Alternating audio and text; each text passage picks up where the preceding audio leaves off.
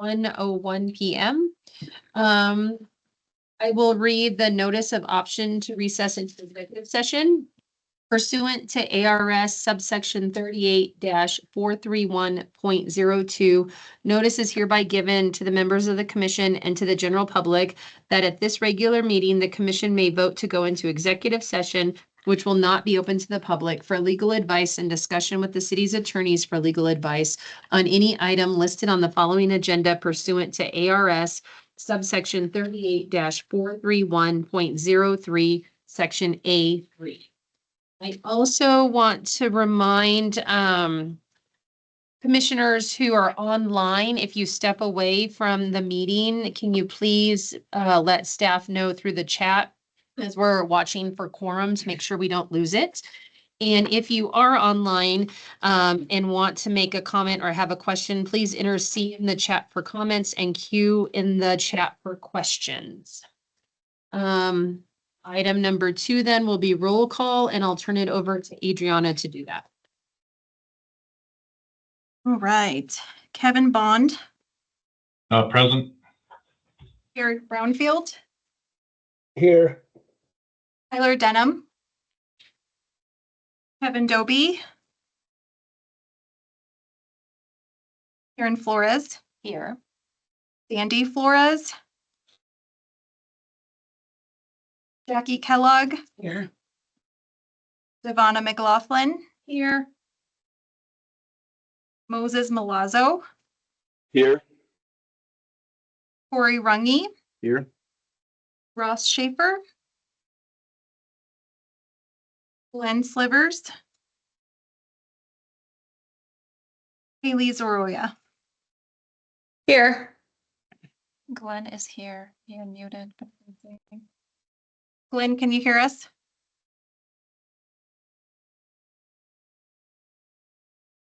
I don't think your mic's working. Can you put it in the chat? Just so that we can record that. Yeah, he's here. Yeah. Awesome. Excellent. Thank you, everyone. Item number 3 on our agenda is the land acknowledgement, and I'll ask if there's any volunteers from commissioners who want to read that. Thank you, Commissioner Runge. The Housing Commission humbly acknowledges the ancestral homelands of this area's indigenous nations and original stewards. These lands, still inhabited by native descendants, border mountains sacred to indigenous peoples. We honor them, their legacies, their traditions, and their continued contributions. We celebrate their past, present, and future generations who will forever know this place as home. Thank you very much. Item number 4 is public comment. At this time, any member of the public may address the commission on any subject within their jurisdiction that is not scheduled before the commission on that day. Due to open meeting laws, the commission cannot discuss or act on items presented during this portion of the agenda. To address the commission on an item that is on the agenda, please wait for the chair to call for public comment at the time the item is heard. Is there anyone who has public comments online or in the room? We have no members of the public present, and there are none online. Excellent. Thank you. Item number 5 then is approval of minutes. We are considering approval of the minutes for 2 Housing Commission meetings. The first one was held on February 27th, 2025, and the second one was held on March 27th, 2025. I will entertain a motion to approve the minutes from both meetings if someone would like to make that motion. Commissioner Runge will make the motion. Commissioner Flores, are you good with second? We have a first and a second. Is there any additional comments? None here, and Try again. sorry, Siri doesn't think there's comments. Okay, so seeing none, I'll ask all those in favor, please say aye. Aye. Any opposed? Aye. Oh, thank you, Haley. Any opposed? All right, that motion passes, and we'll move on to item number 6, which is presentation and discussion items. 6A is PZ 25 00041 single-use residential and adaptive reuse incentive zoning code amendment. Staff is requesting feedback from the commission on a zoning code text amendment allowing single-use residential development in commercial zones as an affordable housing incentive and providing additional incentives for adaptive reuse projects. Both single-use residential and adaptive reuse become newly defined terms in the zoning code. And I am turning it over, I believe, to Tiffany Antal, the zoning code manager.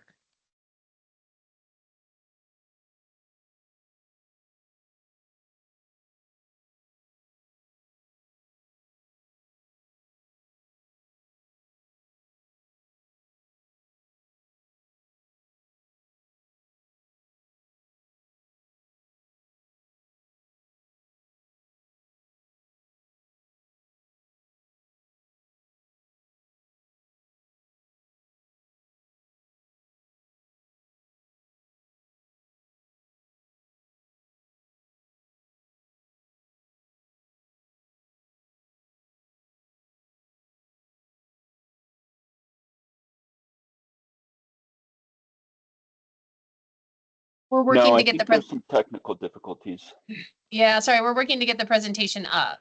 So nobody was talking there, in case you were wondering. There we go.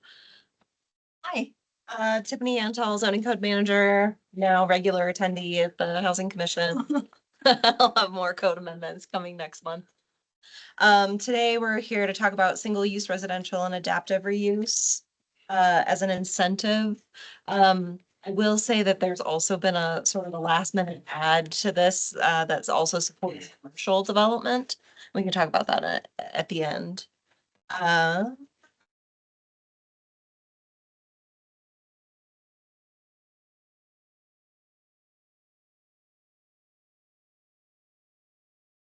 There it is. There we go. All right.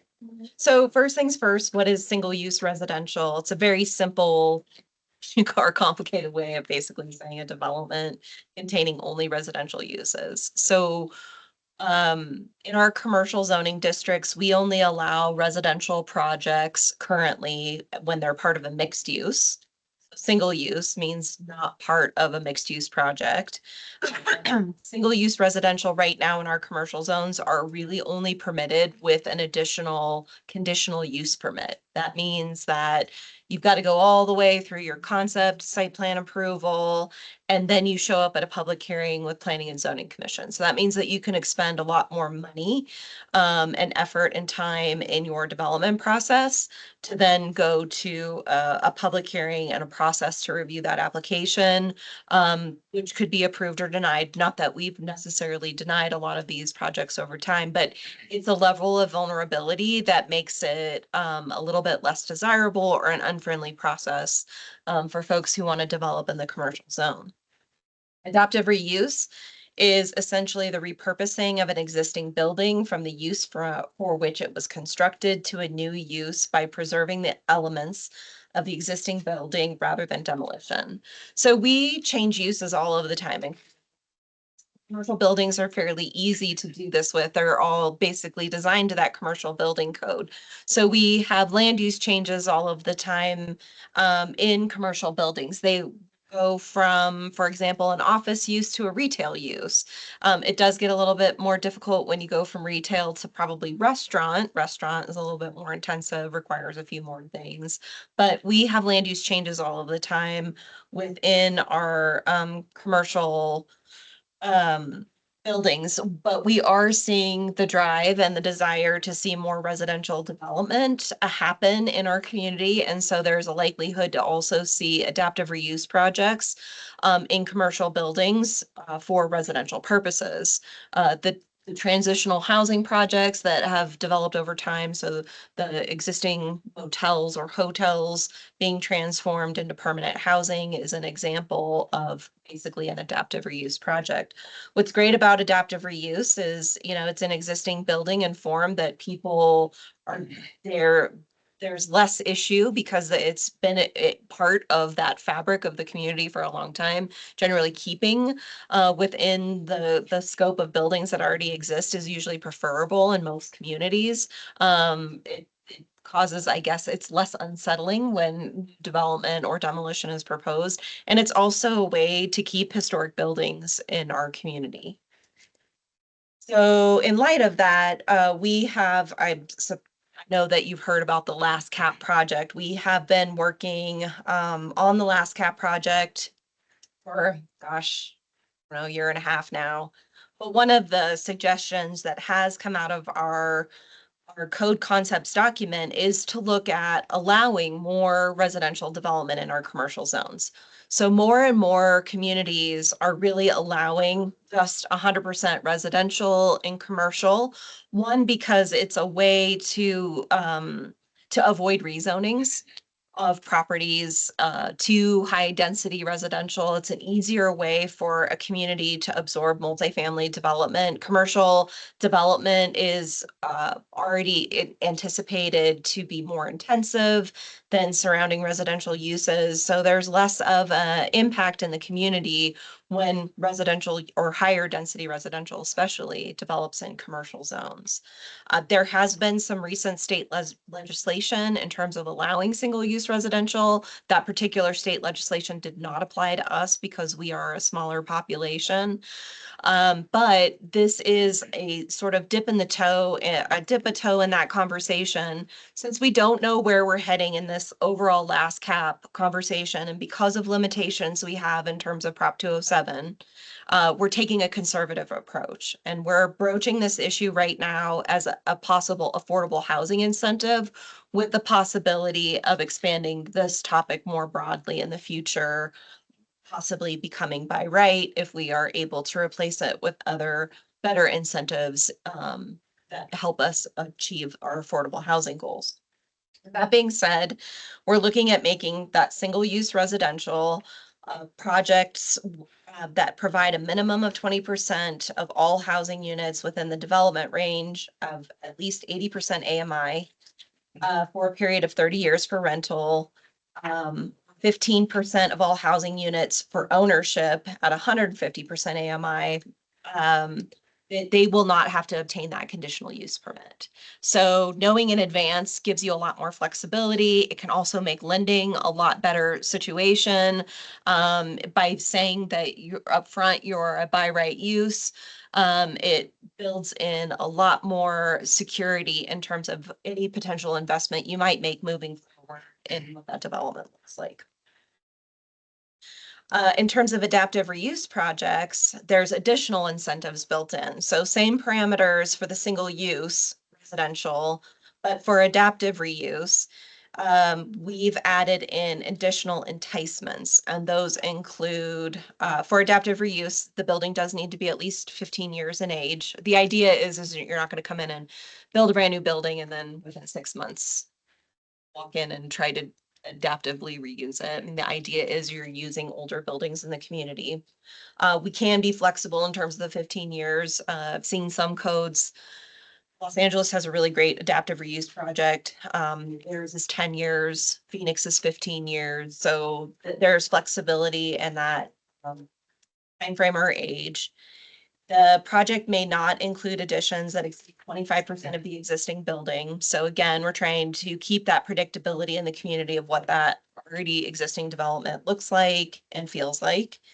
So the adaptive reuse project incentives would basically include waiving the parking standards. So whatever parking standards currently are, or whatever parking spaces are there, would suffice regardless of what the standard is for the use.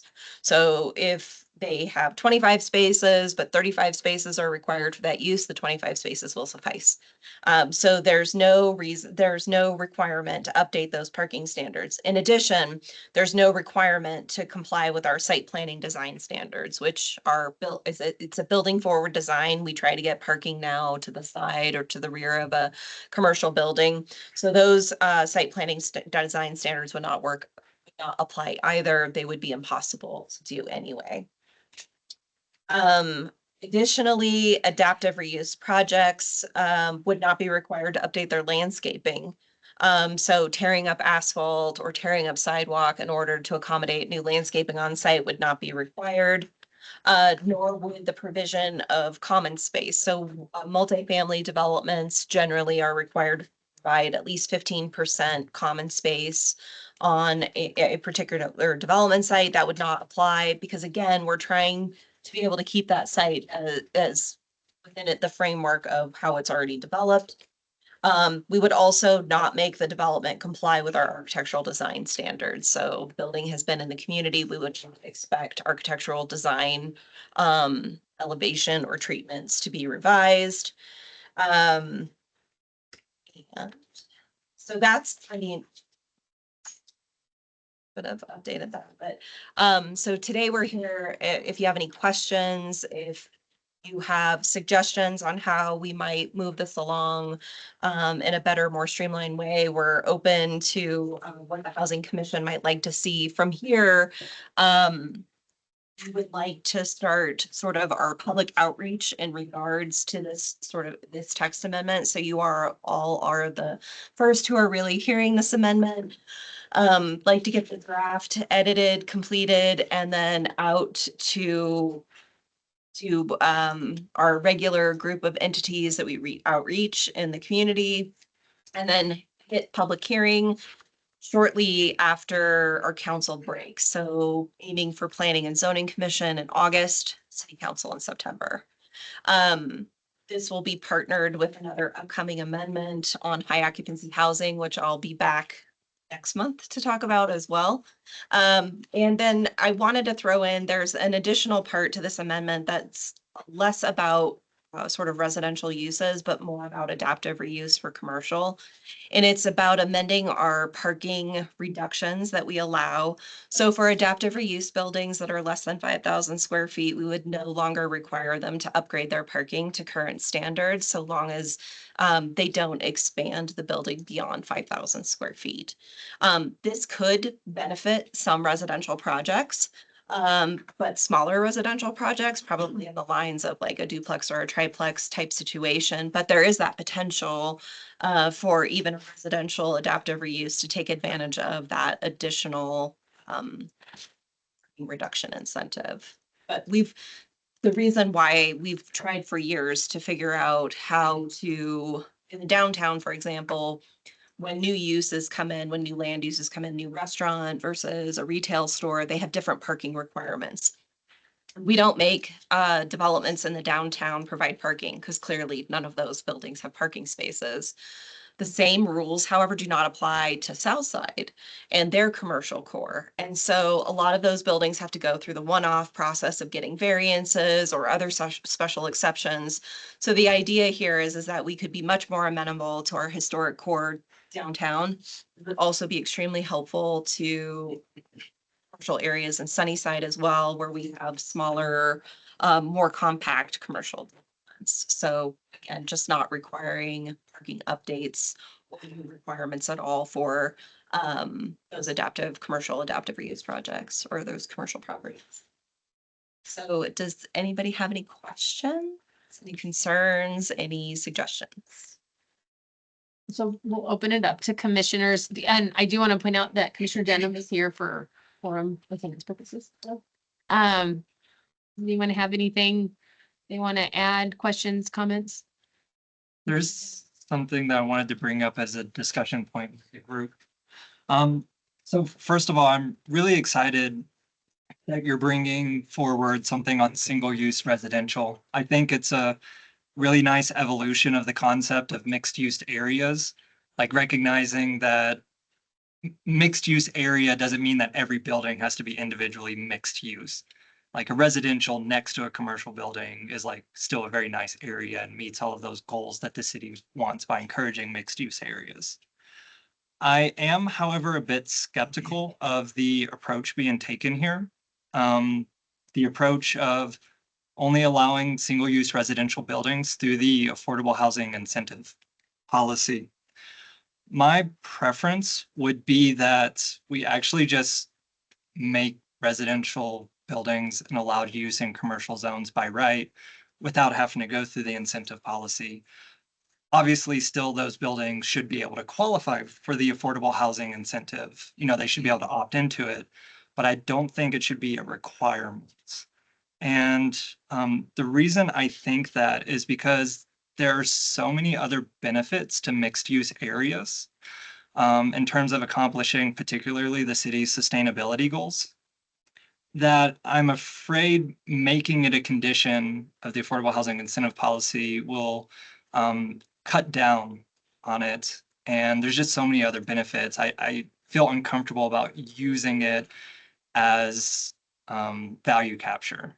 And I can talk a lot more about this. I'm trying to be succinct. I would love to go into the history if anyone's interested in it, and sort of the history of Euclidean zoning and why I think like we should have just never banned these buildings in the first place. But yeah, I'll keep it succinct and open it up to discussion. I just wanted to clarify 2 points, and that is that single-use residential is currently permitted in our commercial zones with the issuance of a conditional use permit. Yes. So it's not that it's prohibited. And you missed this part of the conversation, but the reason that we're going with a more conservative approach and working this in as an incentive is at this point is until we get the final results of the last cap. So we would like to move this conversation forward, knowing that there are also bond monies for adaptive reuse projects. So we definitely wanted to make a change in the right direction. If we go all the way to by right, we can't walk back. So we want to wait until, so it became either we wait to make any code amendment until last cap, or we build in sort of this interim approach. And it's fine. We can ultimately wait with where we get to with the community conversation and decisions on the last cap, or we can build in an interim. It's just, if we go all the way to making it by right, we can't step it back to make that incentive. My understanding of the history, I feel very comfortable stepping forward and making it by right. Like my view of the history of like Euclidean zoning is we never should have separated commercial and residential in the first place. These types of buildings, a residential building surrounded by commercial uses, should have never been prohibited in any way in the first place. And that was sort of like a major mistake of urban planning in the 19th century. I was a bit sloppy with my language. There is the conditional use permit, although my understanding is that conditional use permit is very inhibitory. But yes, I should aim to be accurate in my language.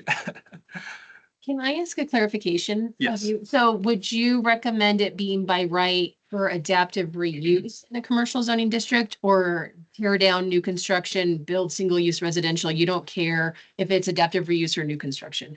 My comments here are actually focusing on the single-use residential. Adaptive reuse is actually a topic I haven't done a ton of research on. And I know that those projects can be much more complicated for a variety of reasons. So I'm just focusing my comments on the single-use residential. I'm less confident in speaking to the adaptive reuse. One of the other reasons why we're sort of also taking this medium approach on the incentives is, and I'll just capture this now, is we have another text amendment moving forward. It's called the Forest Resource Pilot Program. So one of the more significant affordable housing incentives that we achieve getting people into the program with is a reduction in forest resources. But with current pressures and current fire conditions in Flagstaff, we are working through a pilot program to deal with forest resources differently. That pilot program will be a 3-year process. It's going to allow us to use new technology and best science to apply not only what is aesthetically pleasing for our community, but also what is healthy in terms of health, life, and safety, and what is fire-wise development. So we are working towards trying to make development more resilient to potential urban wildfire configuration. So with that in mind, that is something we've discussed as well. Housing group, that they know that incentive for them is going to be a little less likely to, it's going to be less likely of an incentive any longer, because we're going to be able to better deal with forest resources throughout sites. And work with better with development overall. There will be most likely a lot less trees preserved on each individual site. So it's just take into account that there will likely in the next 3 years be a little bit less of an incentive in that program. Go ahead. Or, I was gonna say, you said that you view this almost as an interim decision while a longer term conversation takes place in which we could say like, yes, we do want to make single use residential and commercial zones be done by right. When might that decision point come up? So the single use, so we did talk about this at the beginning too. Single use residential is a discussion point in the code concepts report of part of the last cap project. And so it talks about whether or not we want to use it as an affordable housing incentive or whether or not we want to use it by right in commercial zones.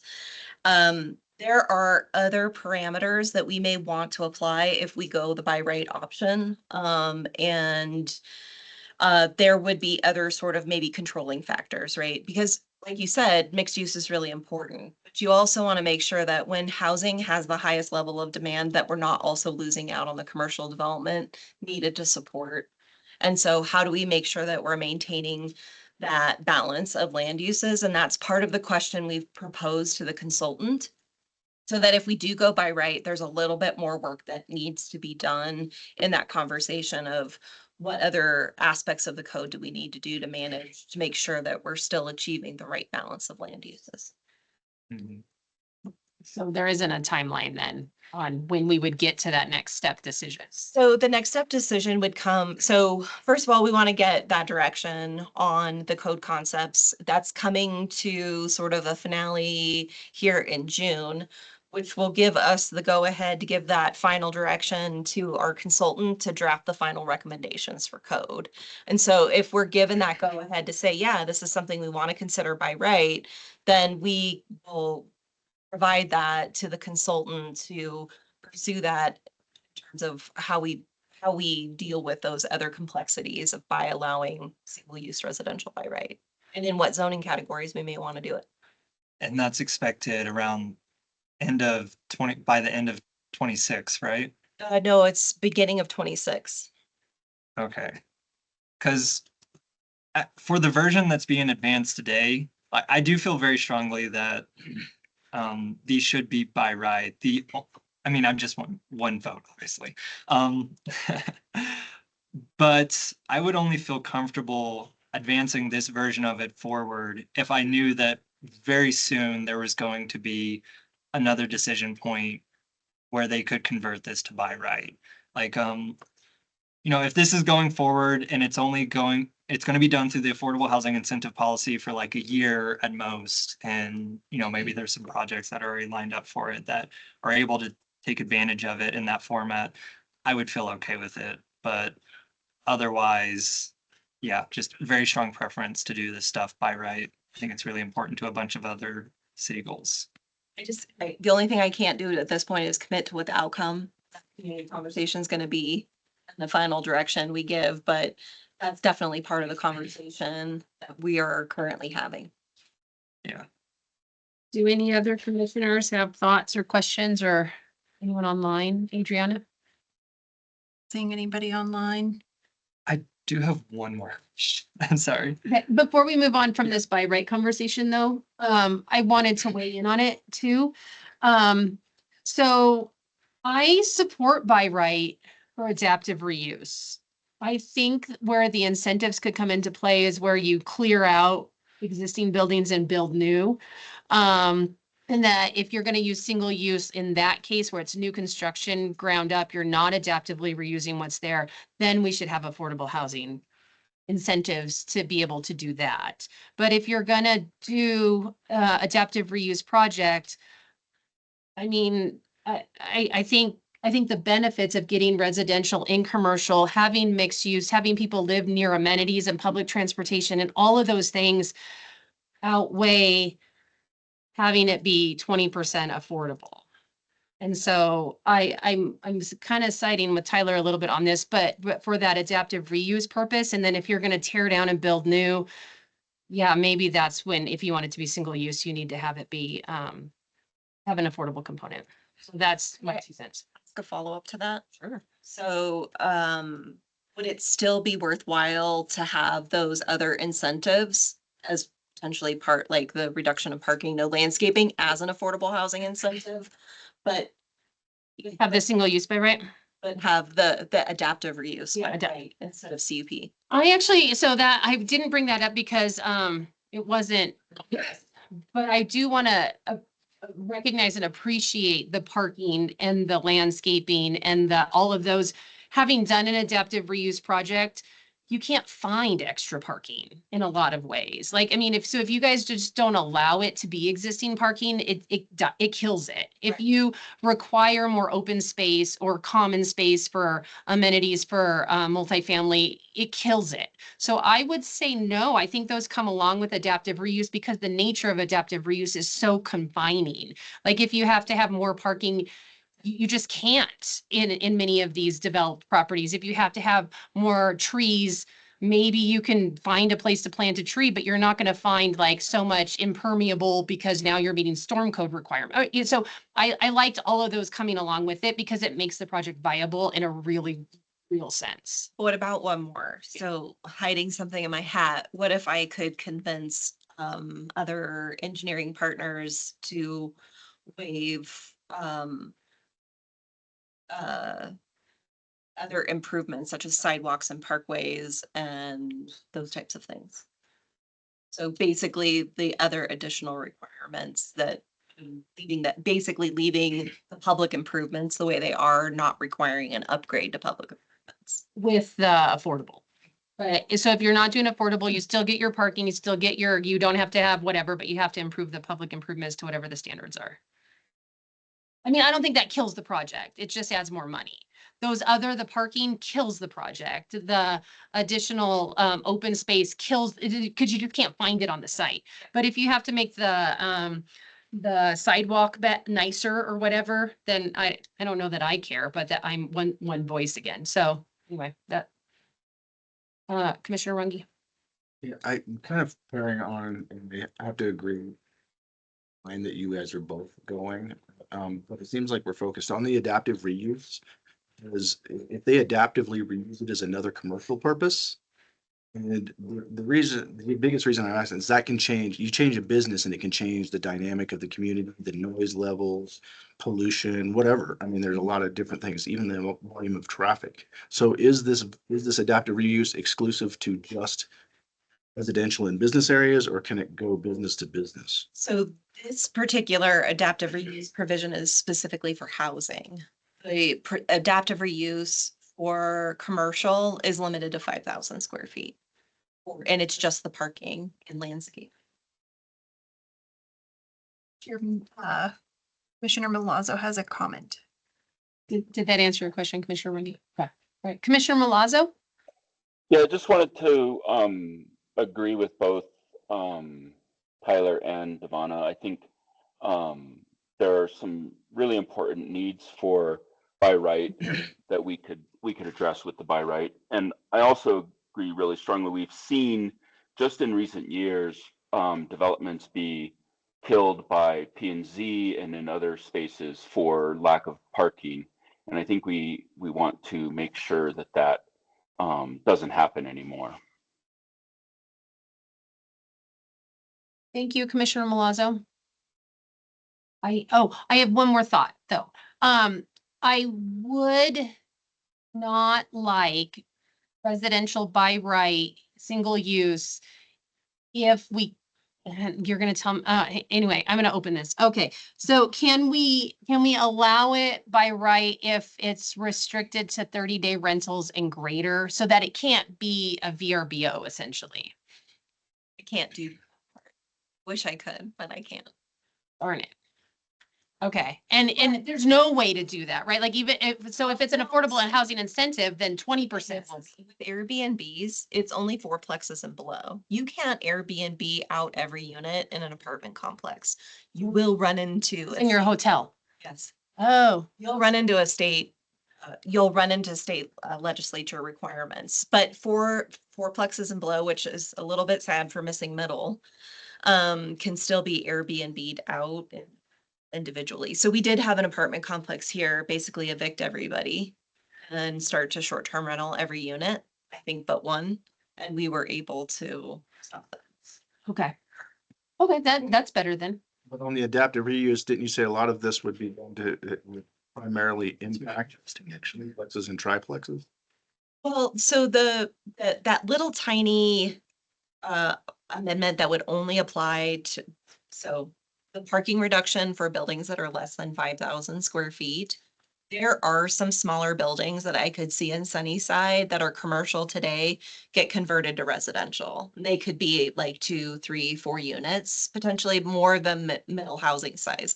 Because 5,000 square feet won't get you probably more than a fourplex. It doesn't help the larger potentially multi-family residential projects. But those then could be adapted to Airbnb, VRBO use. That residential and there would be nothing to in That's the correct. Sunnyside neighborhood. That's correct. That's the downside of what we do. But it's nice to know if you're 4 or more than 4, then you can't do that. Yeah. If you're more than 4, you Yeah. can do it. Right. Yeah, because then you essentially become a hotel. Okay. Because I'm thinking of like larger commercial properties, you're gonna be more than 4. Yeah. So odds are that won't come up as an issue. It will be residential use, not. And back to Airbnb. just so you know that parking and landscaping reduction and the 5,000 square foot building, you're not seeing it as part of what is currently drafted. That's not tied to a affordable housing incentive. Anyway.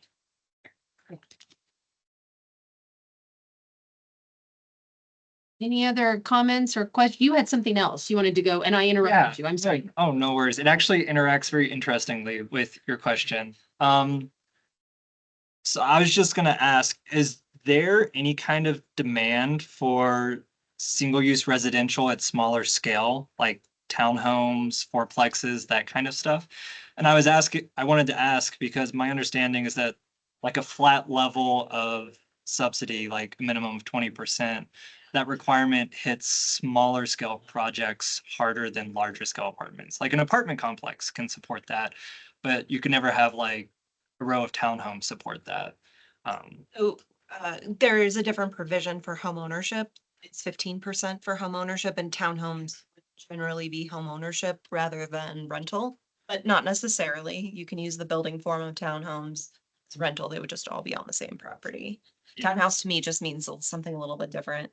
But the vast majority of projects we currently do through conditional use permits today are multifamily in the commercial zones. Mhm. Although that could also be a function of having to go through a conditional use permit, which you're not going to do for a smaller scale project.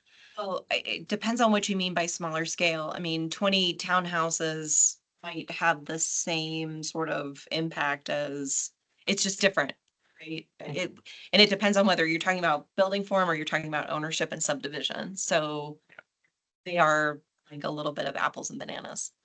Okay. But yeah, I was saying this intersects interestingly with your question because there may also be reason to prefer multifamily if you're able to prohibit short-term rentals in it. So yeah, that was the question. Thank you.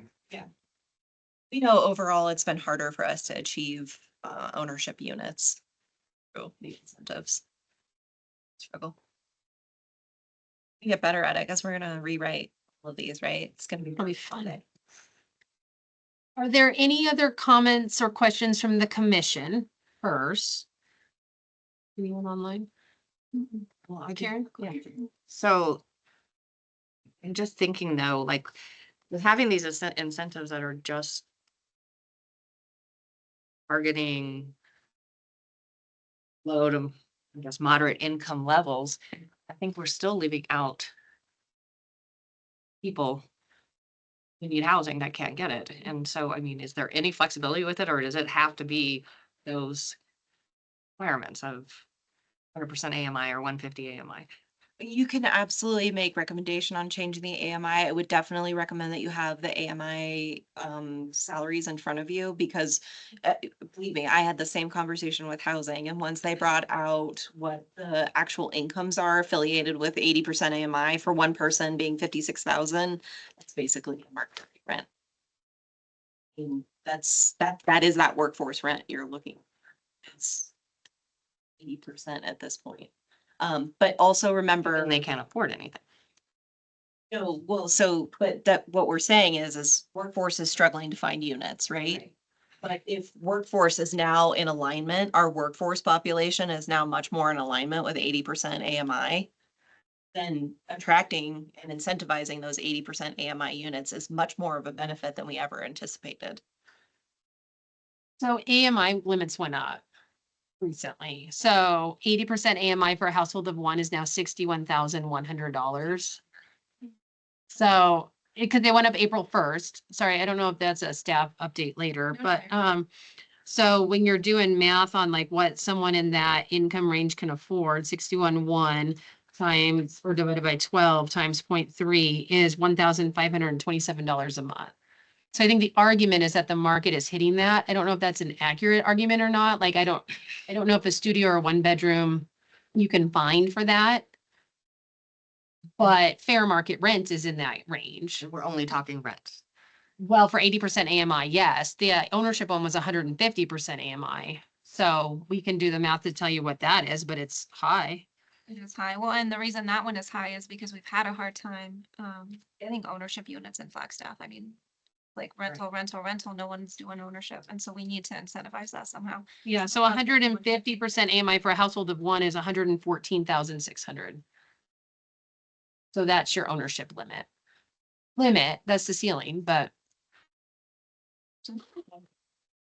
they did go up about 15% this year, which is not bad when you're looking at people qualifying for programs with these limits.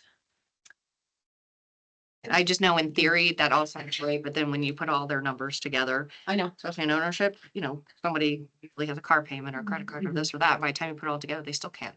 Or if you work for the city, it's 12% of your paycheck is your. Yeah, isn't taken into account. We're getting paid more or because everyone lower income got bumped out of Flagstaff. But I would remind the incentive is only 20% of the total number. So if you were converting a 60 unit hotel to an apartment complex, which gosh, there's one like halfway under construction. I just love to grab right now. I'm just kidding. It's not adaptive reuse. No, that would not be adaptive reuse. It would be single use residential. But if we were, if we stick with that 20%, there is still a number of units in the project that can absolutely be market. And that's partly because we want it to pencil for the developer, right? We want it to, Actually be built. exactly. But I mean, all of those numbers are flexible. If it's something else that the commission thinks is viable in the interim, knowing that this is sort of this is meant to be temporary to sort of help those bond funds and make it easier, because those bond funds being for adaptive reuse projects, we want to do a push towards getting those bond funds used and also making it easier in terms of the zoning code situation. So that felt like that's why the timing is a little bit more early than we would love to bring this to you more fleshed out with better numbers and that. More comment I want to make is just for ownership units, the feedback I get from numerous builders is they don't ever want to do affordable units. They find it too hard to sell them. They're stuck with them. It costs them more money because they're holding on to this inventory. So for rentals, I think it probably makes sense, but for ownership units, We wanted to include the ownership with the idea that maybe we might get condos in that mix. Because condos definitely are that diversity that where it's maybe a more higher possibility rather than a detached single family home. We know the trick with detached single family homes is tough. even the condos with the HOAs, then that knocks people out. Oh, does it? Yes, that's the problem. Because even with the real homes, the HOA a lot of times would knock out some. Yeah, that was about $110. And then like the most recent ones are $250 a month in Yeah, that just HOA. mean, we just know we know ownership is tough. We like to leave the option in there just in case. But, for the vast majority of the time, we're dealing with rental. Hi, this is Eric. Yeah, hey, Eric. Hey, I just want to agree with most everyone here, but I do like the adaptive. Because I mean, until we know more where you're finding this available land, I mean, we don't have land. So I mean, we got to really focus on the adaptive. I think we should go all in on that. Honestly, that's my opinion. I'm sorry, can I ask for a clarification on what you mean by all in? Well, just yeah, that by do more by right, Okay. make it less red tape. So we can move through, streamline these projects and yeah, but I'll be real interested to see where the cap's coming up with the land is, because I think we should focus on what we can do today versus I just don't know where you're gonna find land. That's my opinion. Thank you for that clarification. I just wanted to make sure. Anyone else online, Adriana? Okay, so is there anyone who has public comments? You said no one was online, but I just want to make sure nobody joined who might have a public comment, because I usually forget to ask. There are no members of the public. Yeah, and nobody here is public. So then, did you get what you needed from us today? I mean, I think what I'm hearing is that there's a higher level of comfort of pushing these towards by right overall. That there may be an interim push towards allowing adaptive reuse by right. As an interim step rather than going maybe the full bore towards all single use residential and commercial zones and making sure we get everything that the community needs out of that. And that maybe we need to take a look at what the percentages are and the AMIs, and we need to do a better job at presenting what those numbers actually look like, because I was still using 24 numbers, which was 56, and now it's even higher. So I'll make sure that I do that breakdown as we move forward and go through the hearing process, but there's plenty of time to formulate and come back with more comments on this. I should be just cleaning up this draft and making it live within the next week or two, and so it'll be out there for a little while. I'm just running up into that gap of council break. So I want to get this to them right after break. Okay, and then that means that drafts would be available. If anyone has additional individual comments, they could make to council or to you all prior to September. Yep. But did I summarize where I think all are at? I feel like there was consensus that we're more comfortable with the by right, at least for me, in adaptive reuse. So I'm seeing some head nods. If not, Yeah. speak now, forever hold your peace. Sorry, was that Eric? Yeah, I agree with most everything Tiffany said. That was really a good recap. Look at I'd say I thought that the logic for adaptive reuse by right was compelling as well. I know I initially said I was specifically speaking on single use, but I did find that a compelling point as well. Well, thank you all so much for your time, and I'll be back next month. We'll do it again. It'll be great. We appreciate you coming back. Sorry we didn't get to you last month. No, it's fun. Yes. Okay, so then I have to consult the agenda. Hang on one second. Moses has a question. Oh, go ahead, Moses. I'm sorry, I couldn't really understand exactly what the recap was. So could somebody please type up the recap and toss it into the chat? Are you okay doing that, Adriana? Okay. Adriana, I'll stick it in there for you. Thank you so much. Thank you. Okay, I think we're on to item number 7 then, and 7A is technical amendment to the incentive policy for affordable housing, affectionately known as the IPA.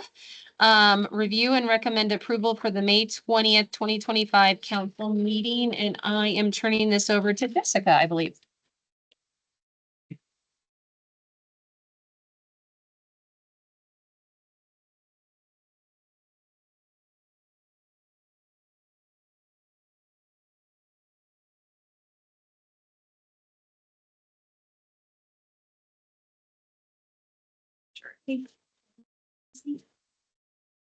I do, yeah, I can see it on the TV.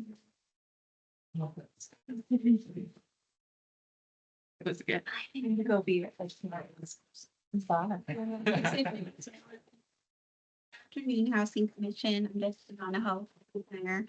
Today I'll be presenting technical amendments to the policy for affordable housing. From here on out, I'll just call it IPA for short.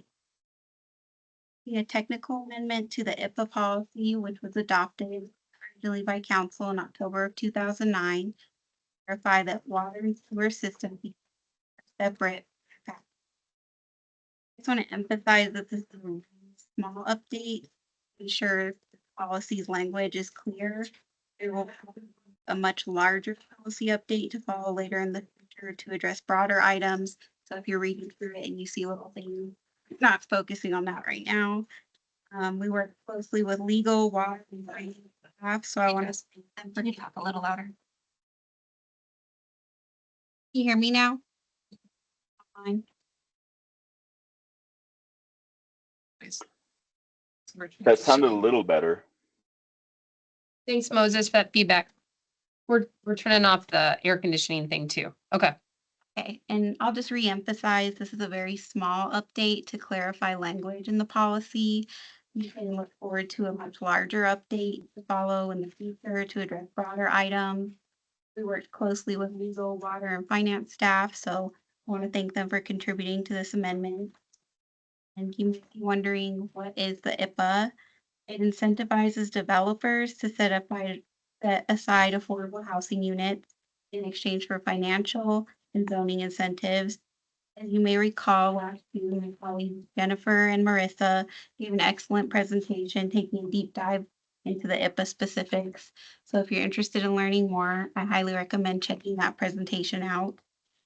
And it is funded from general fund allocations, which are determined by council annually, and also supplemented by in lieu fee that we receive to cover various developmental costs. The main goal of the policy is to provide affordable housing by leveraging the incentives. And then what's changing is the amendment is going to update language to explicitly include water and sewer system fees to clarify fee allocation and ensure consistency with current practices. And I don't have a presentation, but I just thought I would bring you the document so we could go through those. It says amended May 2025. This will be going to council on May 20th, 2025, next month. And then on this first page, we did change it from links to charts, the appendix, because we had like a chart with the current AMI, but we don't get around to updating this every year to be current. As you see, it's like 2017 in there, which is not what the AMIs are now. So we changed that to links so you can go directly to our website and click on that and see it updated yearly.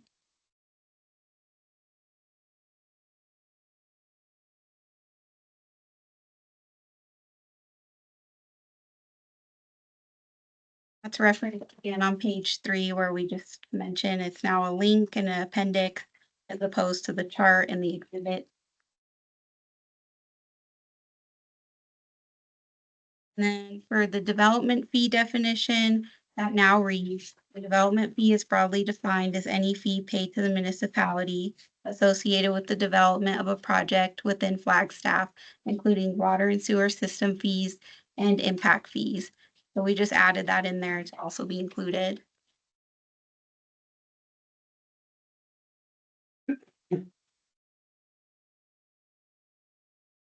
And then we worked with water and legal to come up with this definition for water and sewer system fees, which reads as water and sewer system fees include any fee paid to the municipality for the connection to the municipal water and or sewer system, and include the customer meter fees, capacity fee, service fee, connection fee, and any associated taxes. These fees can be found or referenced within the City of Flagstaff Health and Sanitation Code.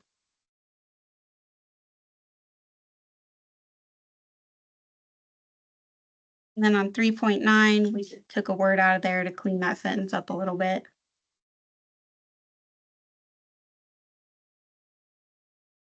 And then on 3.14 on page 9, We just updated this because this reviewing board is no longer called Development Review Board. It's now called Interdivision Staff. And if you're wondering what that is, it's a huge group of city staff. We have engineering, water, planning, building, housing, engineering, traffic, and they look at the site plans, make sure everything's up to code when people are submitting that and making sure everyone's meeting our requirements.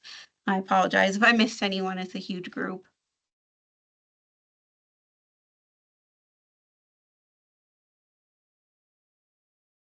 Then on 4, the IPA process, we just cleaned up that last sentence because I didn't feel it was really adding anything to this paragraph anymore.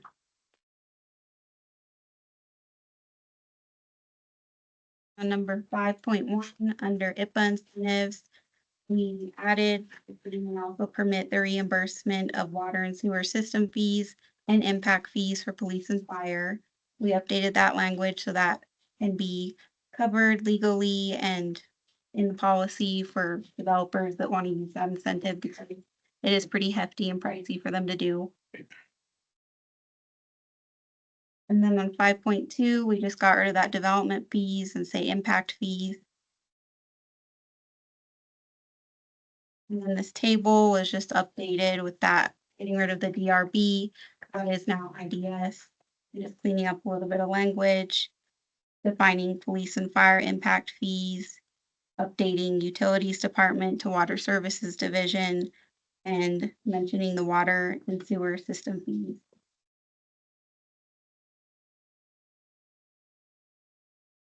And then the last one, like I mentioned, we used to have this chart in here, which is pretty outdated and not helpful to looking at it today. We put those links in there so you can go directly to our webpage for the affordable rental program and affordable ownership program as they have different AMIs and see that in real time as it's updated yearly. While these are small revisions, there will be a large policy update later on to address broader issues and updates needed, and we'll keep you updated on that. And the amendment clarifies water and sewer fees within IPA and supports affordable housing development. We welcome your feedback and we'll let you know about the next steps of the big update to this. And then on a personal note, I'll be stepping down from this role due to relocation.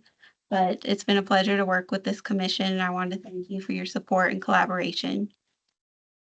I have a question. Where are you going? Phoenix, I'm gonna go melt. Just excited. Okay. Yes. Hopefully it's Yes, it'll be a nice adventure. Do you have any questions about these amendments proposed today from any commissioners? Questions or comments? Anyone online? Nothing on mine. I have one quick comment, is that I'd really like to see the IPA actually be updated in a substantial way. I think I've said that for years now. So I just want it on record. I know why we're making these changes. I think it is important, but I do think it misrepresents the actual update to the code to say it's 2025 instead of 2009 when it's technical stuff. I know why we have to do it, but it makes it look like we've actually made revisions and we haven't. So we can get this going. I hear you. Also be part of the cap, right? They're gonna pull some ideas from that to try to amp it up. Do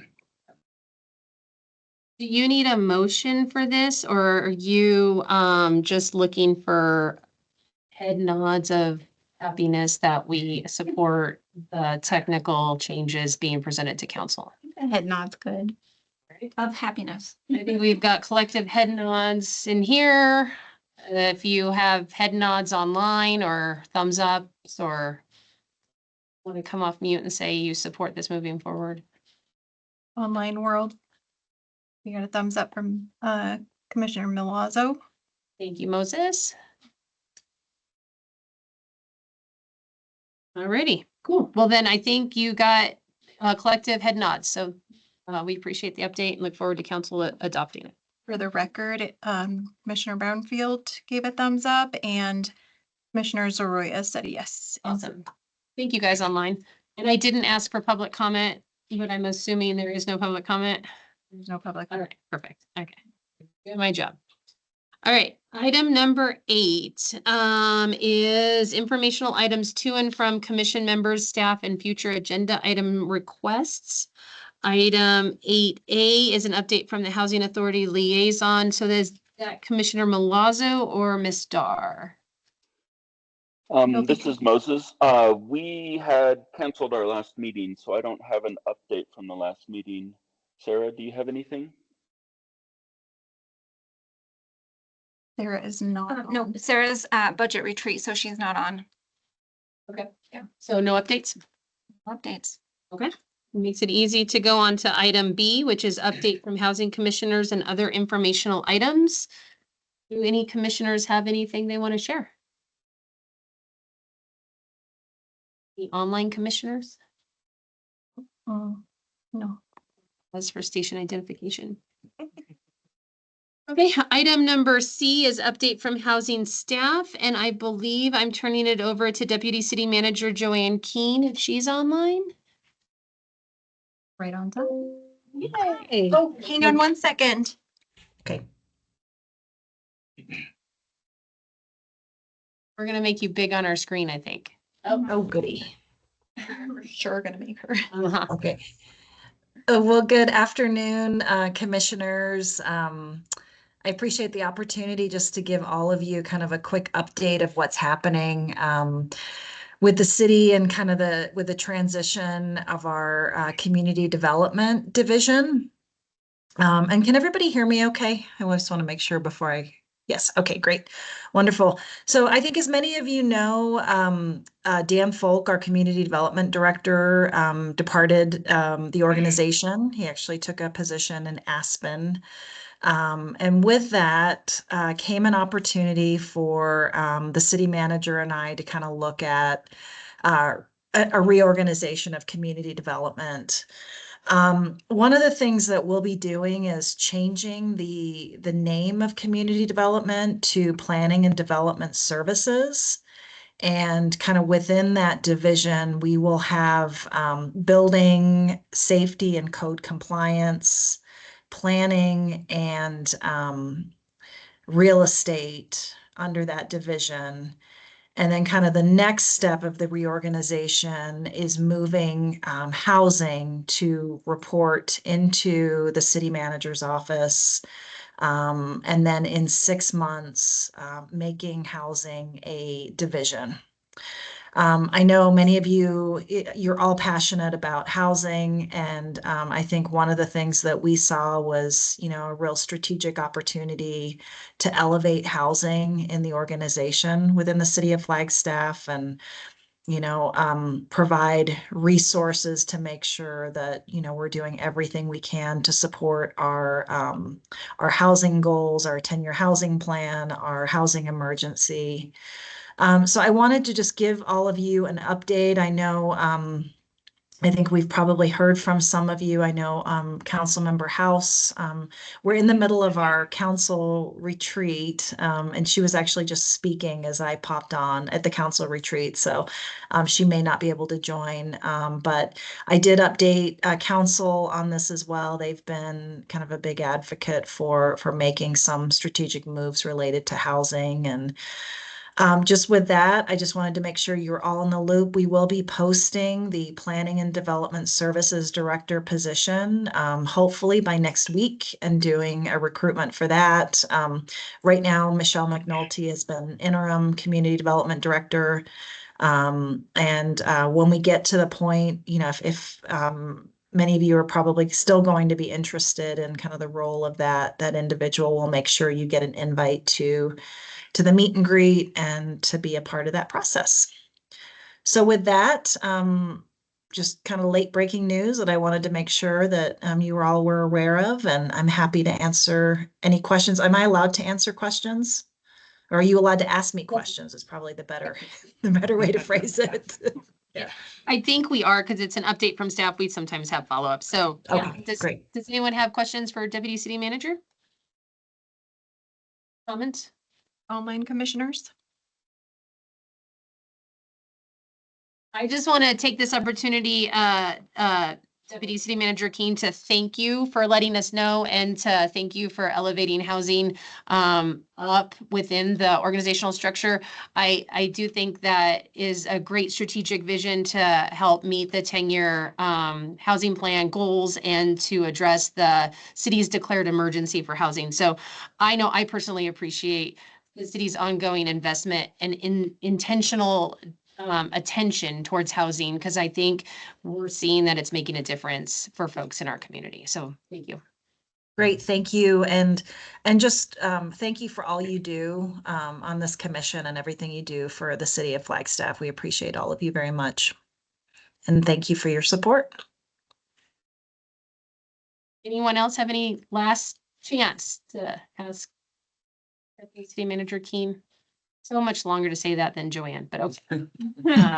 All right, cool. Thank you so Great. much. Thank and you, then- everybody. Have a good day. Thank you. Yeah, and I'll turn it over to any other housing staff folks who want to update anything. I'll do a little update. So Christine Pavlik, who is in charge of our Community Development Block Grant Program, wasn't able to be here today, but she had a very successful, she's online, I see her face. I got this, Christine. She had a very successful council meeting on Tuesday, where council basically unanimously gave a head nod for moving her CDBG recommendations forward as you all recommended. So that went smoothly and great. So we'll be back to them in May for that final approval. Yeah, so I wanted to kind of plug that for Christine. I don't know if we have much more.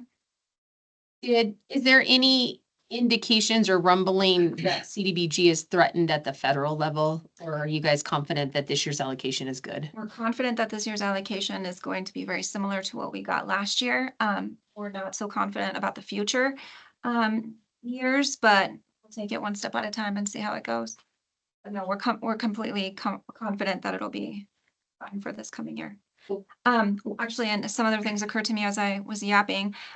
We do have so On Planet Bids, which is the software that the city uses for procurement of contractors or solicitations.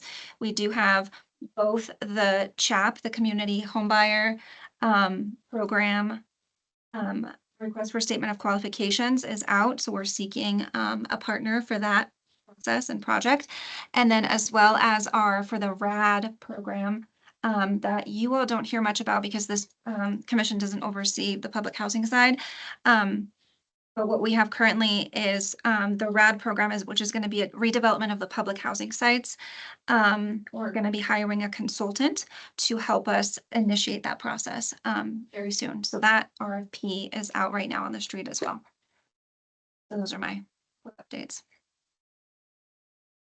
Does anyone want to talk about Fair Housing Month? Fair Housing Month, yeah. Aiden. We do have a training tomorrow from 9 to noon hosted by Southwest Fair Housing Council. And some NAR realtors will be there as well. So We've actually had a wonderful partnership with NAR during this entire process. It's been really cool working with them. Where they've done fantastic fair housing videos that have been posted to our social media and at their social media. So it's been really fun. And the proclamation was done by council on Tuesday for Fair Housing Month. If you could give our staff updates, that'd be great. So I was there. No, I So love it. You're saying all the things I'm for. So perfect. And then the Fair Housing training is in the council chambers tomorrow. certification. For realtors and lenders and whoever needs it. The other thing about the landlord and tenant, Yes, on May 8th, which is a Thursday, there's going to be another training, but it's for landlord and tenant. And that's one by DNA. That'll be where and when. 9 or 10 to 11:30 in council chambers again. we'll send it to you guys. Mhm. So you have it. and then last but not least, we updated our graphic that displays the progress for the 10-year housing plan, and that should be pretty much everywhere going forward. You'll actually see it next month, but I wanted to let you know because that's also been posted on your website on the 10-year housing plan webpage. Anybody else? Fan is off, it gets. We did also get from HUD updated AMI guidelines, area median income guidelines. So I just do want to say that again, they were effective April 1st. So these impact eligibility for nearly every program, whether it's public housing, low income housing tax credit projects. They help the city set AMI guidelines for ownership and rental programs. So where are your city guidelines posted? Are they just on the housing page?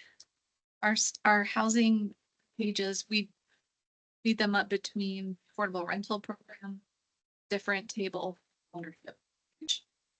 We send out.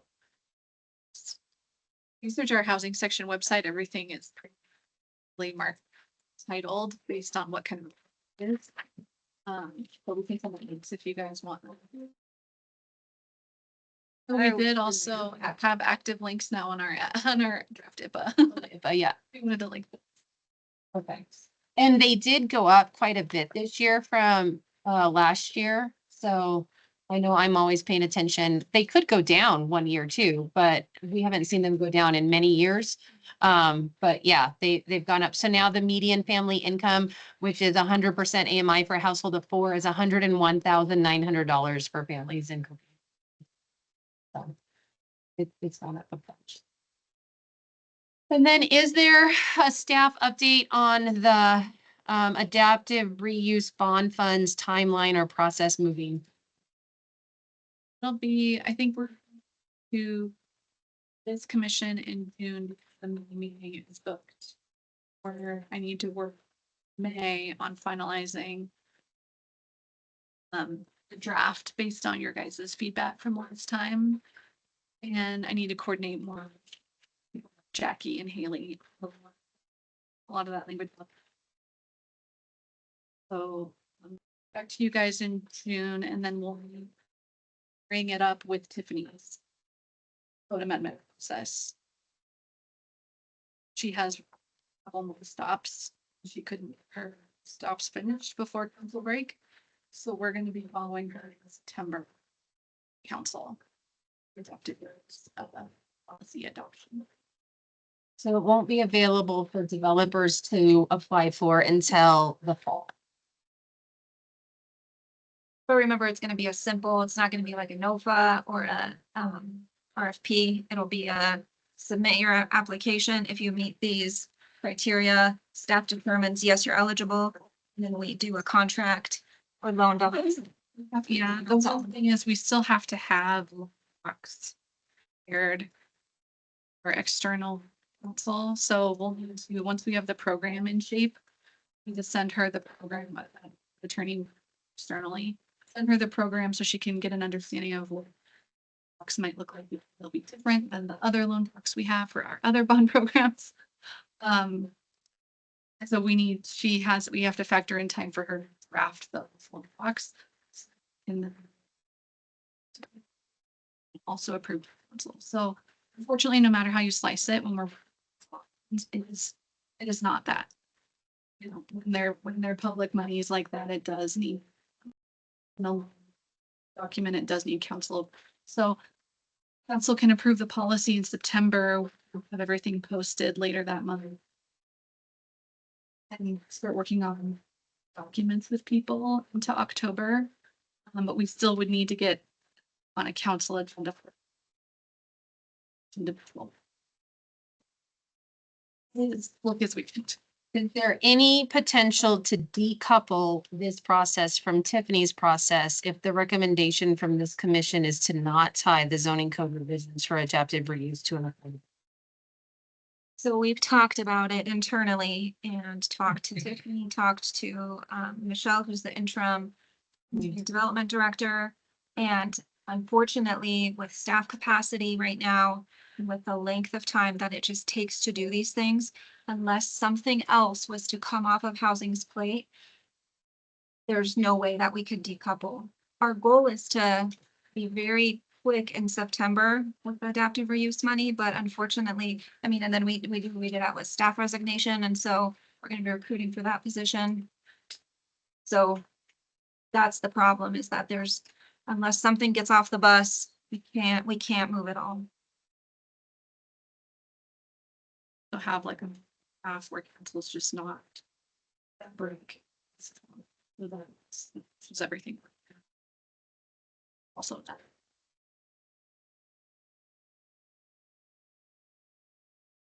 Any other updates from staff or questions from commissioners? Righty, thank you all for your time and expertise and opinions. And I am so excited to report that at 2:16, we are adjourning for the day. So I appreciate you guys staying longer last time and you win a short meeting today. So thank you. Thank you. Man, it feels good. The fan does make it. Thank you, everyone. Whose idea was Thank that? you. Thanks, everyone. Bye-bye. Thanks, y'all. You? Adriana could be